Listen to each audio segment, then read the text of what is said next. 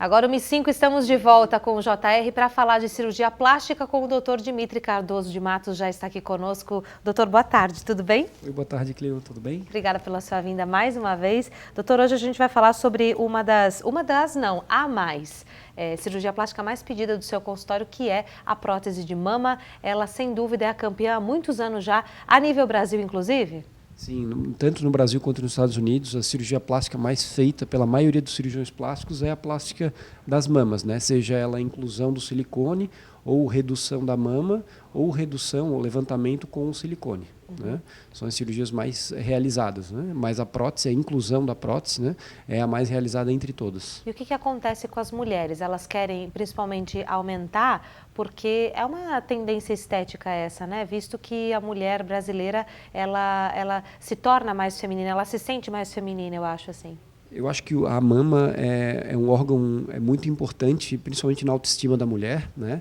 E as mulheres veem muito umas às outras, né? Vê que realmente fica um resultado muito bom, que é algo que fica cada vez mais natural, cada vez menor índice de complicações. Eu vou mostrar para vocês aqui uma prótese de silicone, como é que a gente faz, o que a gente faz para evitar todas as complicações e complicações que eram em torno de 10%, hoje giram em torno de 0,38%. Então, eles vêm cada vez sendo mais seguras na questão de tempo também, de durabilidade, de textura, que tem sido cada vez mais, ela fica mais macia, menos sensível, e tem vários modelos e tamanhos diferentes para quem quer algo mais discreto, para quem quer algo que nem pareça que colocou, que fique natural, ou algo que fique bem artificial, né? Bem em formato arredondado. Então, nós temos que entender o que a paciente quer e tentar alcançar aquele objetivo. Muito bom. A parte de rejeição dessa prótese, é isso que o doutor comentou, essa porcentagem, ela é cada vez menor. A rejeição é algo que é praticamente inexistente, tá? A rejeição é praticamente inexistente, é muito, muito, muito raro, né? Mas tem outras complicações, como a contratura capsular, que quando o corpo o corpo sempre forma uma cápsula ao redor da prótese, mas há uma década atrás se falava em 10% de complicação, que são aquelas ondulações, né? Os famosos ripplings, ou sentir dor na mama, tá? E o que era 10%, hoje, nesses últimos trabalhos, teve um trabalho grande com 5.813 mulheres nos Estados Unidos, com essa prótese que eu utilizo, esse índice chegou a 0,38%.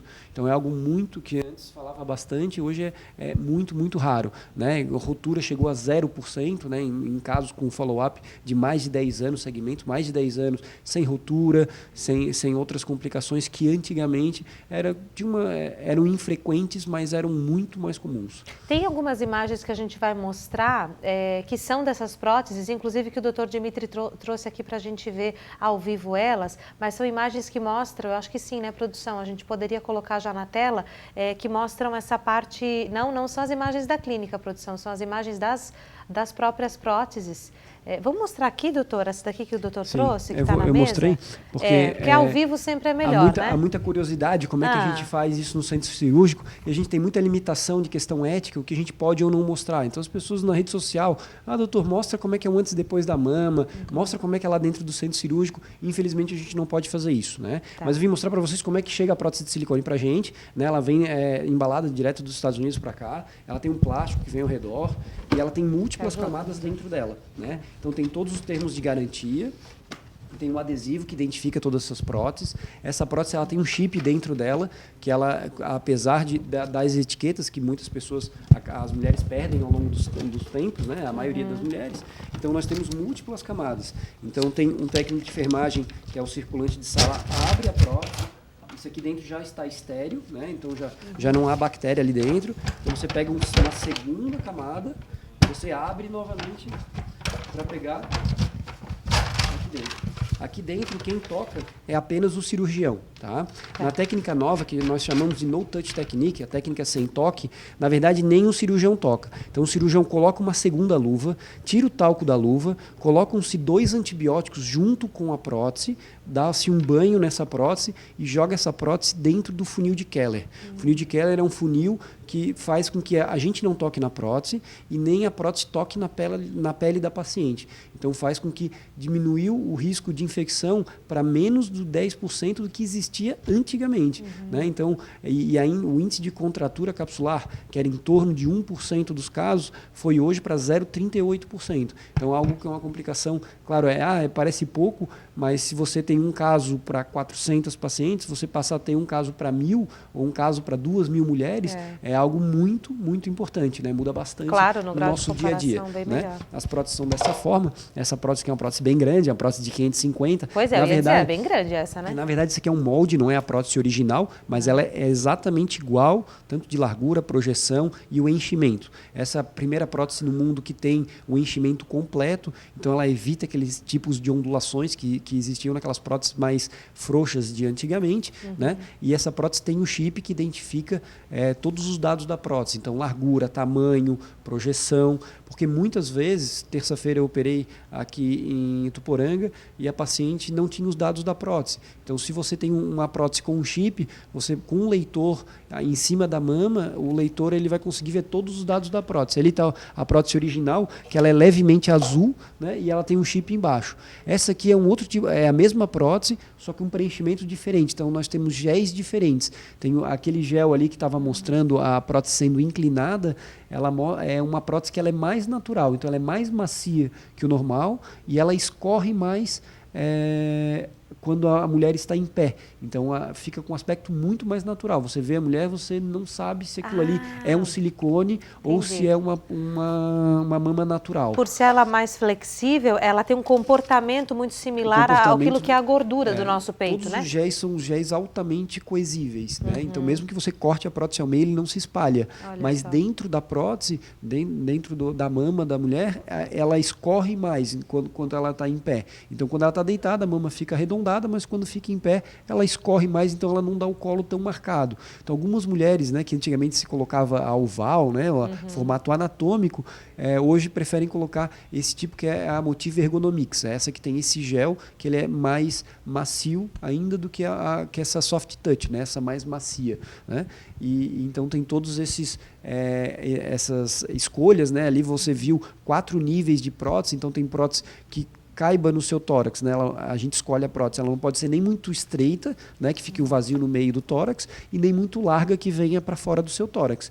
E dentro daquela largura de tórax, nós podemos escolher sobre uma prótese mais baixa e menor, uma prótese média, alta ou a super alta, que é a mais marcada, que mais dá para ver que é silicone. E ela pode ser tanto redonda, né, a round, ou ela pode ser a Ergonomics, que é essa que escorre mais e fica um aspecto muito mais natural e mais macia. Então você tem inúmeras opções, né? Então, se você imaginar que tem todas essas opções e diversos tamanhos, nós temos mais de 1.000 opções para a mesma paciente. E aí, dentro disso, você vai ver, claro, o aspecto e o desejo daquela mulher do que ela quer, né, no resultado final da cirurgia. Às vezes pode acontecer da mulher chegar no consultório do Dr. Dimitri e querer o resultado, querer a modelo X, a foto tal, e não saber exatamente qual é a quantidade, qual é o tipo de prótese. Aí é que vem a sua indicação e o seu know-how, né, doutor, para indicar realmente. Eu acredito que a experiência do cirurgião conta bastante, né, mas além da experiência a gente tem que ter bastante cuidado,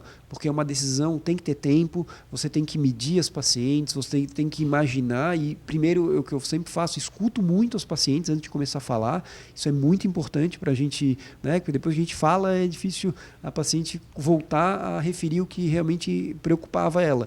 Então eu gosto de escutar bastante os pacientes, eu meço bastante, eu dou o sutiã com a prótese para a mulher se olhar no espelho e ver se ela se sente à vontade com aquele tamanho, né? Mas claro, cada cirurgião tem um método próprio de se escolher as próteses de silicone. Alguns são mais impositivos, falam, você tem que botar tanto, e outros são mais, escolha o que você quiser, né? O meu jeito é esse, né? Não sou dono da verdade, mas eu acredito que essa forma eu consigo alcançar mais próximo do resultado que a paciente deseja. Muito bem. Essa marca Motiva, sim, marca americana, americana, é das melhores, doutor? Assim, na Anvisa nós temos mais, a Anvisa, né, que é o nosso órgão regulador, tem mais de 20 marcas que podem ser utilizadas no Brasil. Tá? O FDA, que é seria a Anvisa lá dos Estados Unidos, que é o Food and Drug Administration, eles que fazem todas as drogas e remédios e órteses e próteses nas cirurgias, eles aprovam ou não. E lá nos Estados Unidos só 4 marcas são permitidas. Né? Agora somente 3, né, porque teve uma outra marca que acabou saindo do mercado, que é a Allergan, né? Então, hoje só tem 3 marcas que podem ser utilizadas nos Estados Unidos e essa é uma dessas 3. Muito bem, interessante que você vai apertando ela no meio, ela vai se expandindo realmente, ela tem um comportamento muito similar, né? E eu gosto de mostrar várias próteses que a própria paciente ela consegue perceber a textura, a sensibilidade. Aquelas próteses antigas, elas eram mais texturizadas, então causavam mais seroma. Essa você não consegue identificar a textura, mas se você colocar um microscópio pequeno, uma lente de 40 vezes, você consegue ver toda a nanotextura. Então, antigamente era macrotextura, microtextura e essa é a nanotextura. Ela é uma textura que vem a dar menos seroma, que é aquele líquido que sai, né, que pode acontecer, que algumas próteses chegam a 5% de complicação e essa chegou a 0 nesse trabalho com 5.813 pacientes. Então isso foi um segmento de 8 anos lá nos Estados Unidos com 16 cirurgiões diferentes. Então foi um trabalho muito grande, eu acho que é um dos maiores trabalhos hoje feitos no mundo, né, da Plastic Reconstructive Surgery, que é a nossa principal revista de cirurgia plástica mundial e foi muito interessante ver que as coisas estão evoluindo muito rapidamente na questão da qualidade das próteses de silicone. Uma outra questão que você me perguntou antes, né? Precisa trocar o silicone depois de 10 anos? Muito comum, né? Essa pergunta. Mesmo que a garantia, isso é uma pergunta muito inteligente e muitas pessoas fazem, tanto no Instagram, no Facebook e no meu site. Você não necessariamente precisa trocar as próteses de silicone depois de 10 anos. Né? Claro que caso haja uma distorção, um lado ficar muito diferente do outro, você deve pedir um ultrassom. A Sociedade Brasileira de Cirurgia Plástica recomenda, se houver uma alteração, faça um ultrassom. Né? A Sociedade Americana de Plástica chama todos os pacientes depois de 3 anos para avaliar, fazer um ultrassom. Então, a cada 3 anos depois da colocação do silicone, ela acaba também vindo junto com o rastreio de câncer de mama, né? Dependendo da idade da mulher. Mas a cada 3 anos são chamadas pacientes para fazer ultrassom. Eu, nesse caso, sigo a Sociedade Americana de Plástica, eu chamo todos os meus pacientes e acabo, todo ano, faço um mutirão chamando as pacientes para fazer novamente ultrassom para ver se há tudo bem, se está tudo correto. Né? E também há uma possibilidade, nesse retorno, da paciente falar se está tudo ok, se deseja modificar, né?